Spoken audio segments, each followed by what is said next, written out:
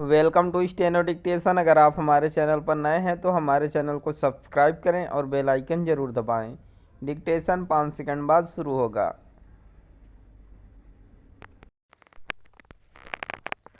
Start. Maharashtra के मुख्यमंत्री की ओर से बुलाई गई सर्वदलीय बैठक में जिस तरह सभी दलों ने एक मत से इस पर सहमति व्यक्त की कि मराठा समुदाय को आरक्षण मिलना चाहिए, उससे यही स्पष्ट होता है कि कोई भी दल आरक्षण पर नीरछीर ढंग से विचार करने के लिए तैयार नहीं, क्योंकि आरक्षण अब एक राजनीतिक हथियार बन गया है। इसलिए हर दल आरक्षण की मांग करने वालों का समर्थन करने में ही अपनी भलाई समझता है। कोई दल यह कहने को तैयार नहीं कि आरक्षण वास्तव में आर्थिक, सामाजिक एवं शैक्षणिक रूप से पिछड़े लोगों को ही मिलना चाहिए। इसके चलते देश के किसी न किसी हिस्से में आरक्षण को लेकर आंदोलन होते ही रहते हैं। चिंता की बात यह है कि आरक्षण की मांग को लेकर धरना प्रदर्शन के अलावा रेल और सड़क यातायात ठप करने के साथ ही हिंसा का भी सहारा लिया जाने लगा है।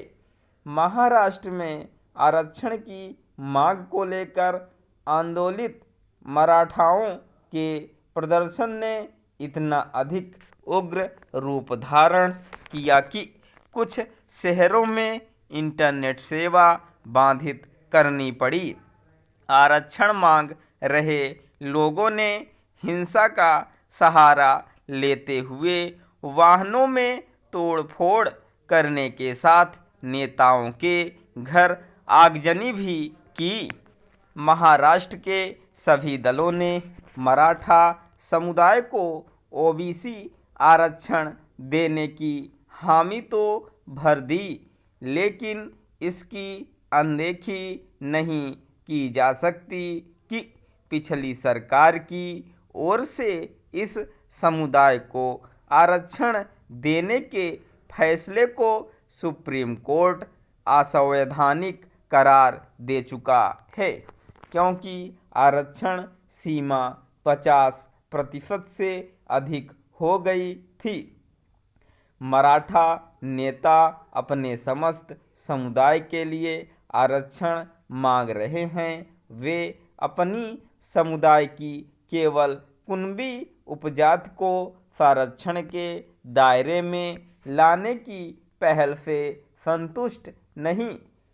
भले ही मराठा नेताओं की आरक्षण की मांग का सभी दल समर्थन कर रहे हों, लेकिन ओबीसी वर्ग के कई नेता इसका विरोध कर रहे हैं, क्योंकि उन्हें लगता है कि इससे उनके अधिकारों में सेंध लगेगी।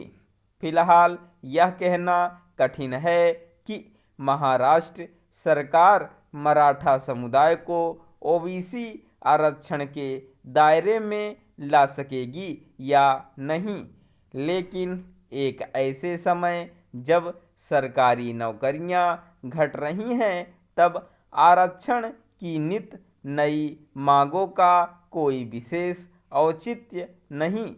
सरकारी नौकरियों की बढ़ती चाह कोई शुभ संकेत नहीं।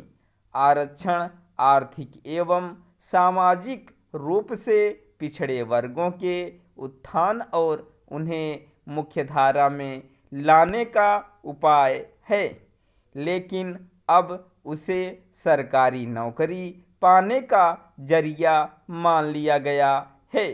इससे तो आरक्षण का औचित्य ही खत्म हो रहा है। हमारे नीति नियंताओं को एक ओर जहां पात्र लोगों को ही आरक्षण देने की नीति अपनानी चाहिए। वहीं दूसरी ओर गुणवत्ता युक्त शैक्षिक संस्थानों पर विशेष ध्यान देना चाहिए ताकि सभी को बेहतर शिक्षा मिल सके।